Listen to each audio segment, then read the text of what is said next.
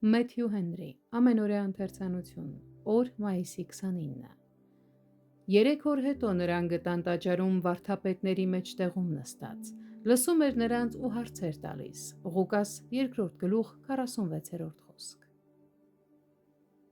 Հրեական վարդապետներն ասում էին, որ 12 տարեկանից երեխաները պետք է ժամանակ առ ժամանակ ծոմ պահեն, որպեսզի սովորեն ծոմ պահել քավության օրը, իսկ 13 տարեկանում երեխան դառնում էր պատվիրանի որդի, այսինքն պարտավորվում էր չափահաս եկեղեցական անդամության պարտականություններին, մինչդեռ դեռ մանկությունից թլպատության շնորհիվ ուխտի որդի էր համարվում։ Քրիստոսի փառքի համար է, որ երեխաները մասնակցեն հանրային պաշտամունքին։ Նրա ծնողները չվերադարձան, մինչև չավարտվեցին տոնի բոլոր 7 օրերը։ Լավ է մնալ մինչև ծառայության ավարտը, ինչպես վայել է նրանց, ովքեր ասում են լավ է այստեղ լինելը։ Նրանք, ովքեր կորցրել են Քրիստոսի մխիթարությունը և նրա մեջ իրենց բաժնի վստահությունը,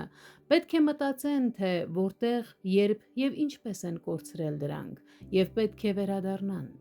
Նրանք, ովքեր ցանկանում են վերականգնել Քրիստոսի հետ կորցրած մտերմությունը, պետք է գնան այնտեղ, որտեղ նա կնքեց իր անունը։ Այնտեղ նրանք կարող են հույս ունենալ հանդիպել նրան։ Մարիամն ու Հովսեփը գտան նրան տաճարի այն մասերից մեկում, որտեղ օրենքի ուսուցիչներն էին ուսուցանում։ Նա նստած էր այնտեղ, լսում էր նրանց վարդապետությունները, հարցեր տալիս և այնպիսի իմաստությամբ պատասխանում նրանց հարցերին, որ նրան լսողները հիանում էին նրանով։ Երիտասարդները պետք է ձգտեն ճանաչելու աստվածային ճշմարտությունը, մասնակցեն ավետարանի ծառայությանը և իրենց ավագներին ու ուսուցիչներին այնպիսի հարցեր տան, որոնք կնպաստեն իրենց գիտելիքի աճմանը։